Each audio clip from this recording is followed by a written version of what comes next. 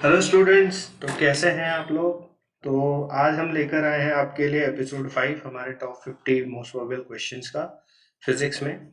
और बेसिकली आज के क्वेश्चंस 5 थोड़े से बाकी क्वेश्चन से अलग होंगे। बेसिकली हम चाहते हैं कि हर पूरे 50 क्वेश्चन में आपका लगभग लगभग पूरा जो सिलेबस है वो भी कवर हो जाए। तो चलिए शुरू करते हैं आज की क्वेश्चंस की क्लास। पहला, तो first question simple. A simple pendulum is released from A as shown. If M and L represent the mass of the bob and length of the pendulum, the gain in kinetic energy till B is।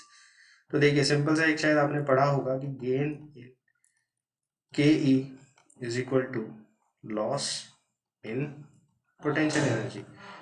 किसमें in a conservative force. तो यानी कि अगर एक conservative force लग रही होती है तो गेन इन काइनेटिक एनर्जी और लॉस इन पोटेंशियल एनर्जी बराबर होते हैं। और यहाँ पर क्योंकि एक ही फोर्स काम कर रही है जिस जो है एम जी, तो अगर हमें गेन इन काइनेटिक एनर्जी निकालना है तो हम basically loss in potential energy निकाल लेते हैं, दोनों बराबर होंगे। तो ये हमारा बॉब है और ये हमारी इनिशियल पोजिशन है और ये हमें दिया हुआ है 30 डिग्री, तो ऑटोमेटिकली अपने आप 60 डिग्री हो जाएगा। तो हमें ये डिस्टेंस निकालना है एच, और ये हमारा एल है ही, इसकी जो लेंथ है वो है एल। अब यहाँ से हमें सिंपल, अगर हमें ट्रिग्नोमेट्री थोड़ी सी आती है तो हमें पता है कि h by l is equal to sine 60 degree. तो एच हमारा आ जाएगा एल इंटू साइन 60 की वैल्यू √3/2। अब डेल्टा पी यानी पोटेंशियल एनर्जी में चेंज क्या होता है, एम जी डेल्टा एच, जो कि आएगा एम जी और डेल्टा एच हमारा है ये वैल्यू जो हमने यहाँ निकाली हुई है, तो आ जाएगा एल √3/2। यहाँ से हमें सिंपल सा एक आंसर मिल गया है जो कि है m g √3/2 m g L.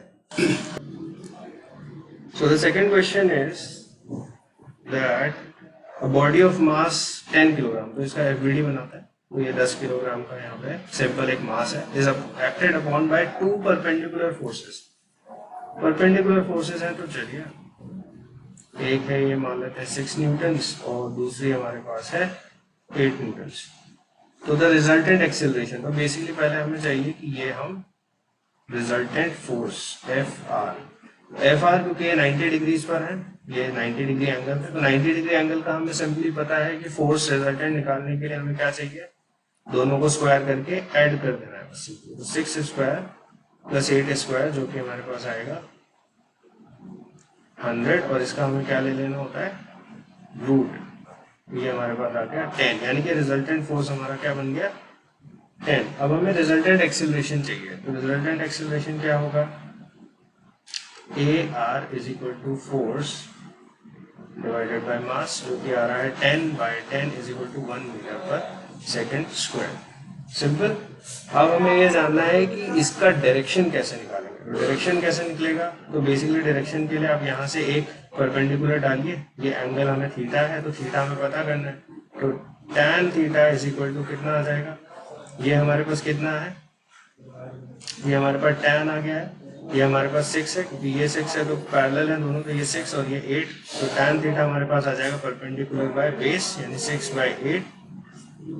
तो हमारे पास ये आ गया 3/4, यानी कि theta is equal to tan inverse 3/4 किस डायरेक्शन में, 8 न्यूटन से tan इनवर्स 3/4। अब ऑप्शन देख लीजिए, 1 मीटर पर सेकंड स्क्वायर tan इनवर्स, तो फर्स्ट हमारा ऑप्शन हो जाएगा, यानी कि ये वाला हमारा आंसर है, क्योंकि 1 मीटर पर सेकंड स्क्वायर हमारा एक्सेलरेशन आ रहा है जो कि यहाँ है, और एंगल है tan inverse 3/4 with respect to 8 newton. तो हमने 8 न्यूटन से थीटा निकाला, अगर हम 6 से निकालते तो आंसर 4/3 आता, बट वो इसमें ऑप्शन नहीं है। अब देखते हैं क्वेश्चन नंबर 3। अब इस क्वेश्चन में है कि body is falling from a height of 100 meter, the time taken for first 50 meter is t1 and remaining 50 meter is t2, then find ratio of t1 and t2।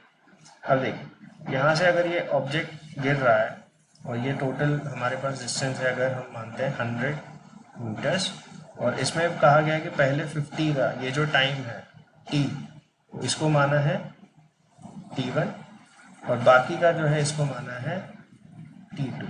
तो अब हमें solve करना है, तो इसके लिए हम क्या करेंगे, पहले हम यहाँ से टोटल टाइम निकालें, ये T3, तो T3 निकालेंगे, T1 निकालेंगे, उससे हमें T2 मिल जाएगा और दोनों का रेशियो निकालेंगे। तो टाइम हम निकालते हैं, वो कैसे निकालते हैं, देखिए अब U जो है हमारा क्या है 0। अब T3 निकालने के लिए हमें हाइट चाहिए जो कि 100 मीटर हमें दिया हुआ है, और T1 निकालने के लिए हाइट चाहिए जो कि 50 मीटर दिया हुआ है। सिंपल। और G तो हमारा कांस्टेंट है ही सही, A जिसको हम लेते हैं 10 मीटर पर सेकेंड स्क्वायर। इसमें हम सब कुछ पॉजिटिव ले रहे हैं क्योंकि नीचे के डायरेक्शन को हम पॉजिटिव मान रहे हैं। तो T1 कैसे निकलेगा, V is equal to U plus AT। तो V हमारा कितना है, V भी हमें नहीं पता, तो फिर हमें दूसरा फॉर्मूला लेना पड़ेगा, S equal to UT plus half AT square. U हमारा 0 है क्योंकि इनिशियल यहाँ पे रेस्ट से छोड़ा जा रहा है पार्टिकल को, तो U हमारा 0 है, तो आंसर हमारा क्या आ जाएगा, half into 10 into t square is equal to S। तो अगर हम T3 निकाल रहे हैं तो हम यहाँ पर S इक्वल टू 100 लेंगे, तो 100 को अगर हम यहाँ रखेंगे तो ये आ जाएगा 5। तो T3 हमारा यहाँ से क्या निकल कर आएगा, 100/520 का रूट, जो कि क्या निकल कर आएगा 2√5। इसी तरह से अगर हम जब T1 के लिए निकालेंगे तो T1 हमारा आएगा half into 10 T1 square is equal to, अब हम यहाँ पे ले लेंगे 50, तो आ जाएगा 5। तो T1 हमारा निकल कर आएगा 10 का रूट, तो T3 हमारा 2√5 और T1 हमारा √10 आ गया। तो अब हमें निकालना है T2, तो T2 हमारा क्या आ जाएगा, T2 is equal to T3 minus T1, जो हो जाएगा 2√5 माइनस √10। अब हमें इन दोनों का क्या निकालना है, रेशियो, तो ratio T2 is to T1 निकालना है, तो T1 अपॉन T2 हो गया, T1 हमारा सिंपली आ रहा है √10, और इसको अगर हम करते हैं तो क्या आएगा, √10 √2 माइनस 1, तो ये हमारा आंसर आ गया √2 माइनस 1, यानी कि ऑप्शन नंबर 3। क्योंकि हमने जो ऑप्शन निकाला है, हमें निकालना है T1 अपॉन T2 नहीं निकालकर हमें निकालना है T2 अपॉन T1, जो कि हमारा आ जाएगा √2 माइनस 1। अगला question, if you set up the 7th harmonic on a string fixed at both ends, how many nodes and anti nodes are set up in it. अब ये बहुत ही सिंपल सा क्वेश्चन है। अगर आपको पता है कि हार्मोनिक कैसे सेटअप किए जाते हैं, तो हार्मोनिक सेटअप करने के लिए आपको 1 2 3 5 6 7 सेटअप करने पड़ेंगे।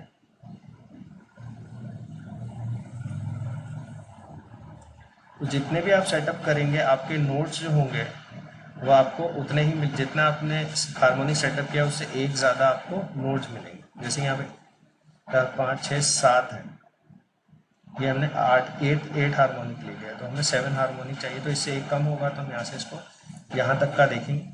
दोनों एंड्स फिक्स्ड है, तो नंबर ऑफ नोट्स कितने हुए काउंट कर सकते हैं, 1 2 3 1 2 3 4 5 6 7 और 8। और जब एंटी नोट्स की बात करेंगे तो काउंट करेंगे 1 2 3 4 5 6 7। तो हमारे पास नोट्स कितने हुए, नोट्स हुए 8 और एंटी नोट्स हुए 7। तो बेसिकली हमारा आंसर निकल के आ गया option 1। 4 curves A, B, C and D are drawn as shown for a given amount of gas. The curves which represent adiabatic and isothermal changes respectively are। अब देखिए, हमने थर्मोड में इतना तो पढ़ा है कि P और B जो होते हैं वो लगभग एक दूसरे के ऑपोजिट होते हैं, यानी कि P बढ़ेगा तो B कम होगा और B बढ़ेगा तो P कम होगा।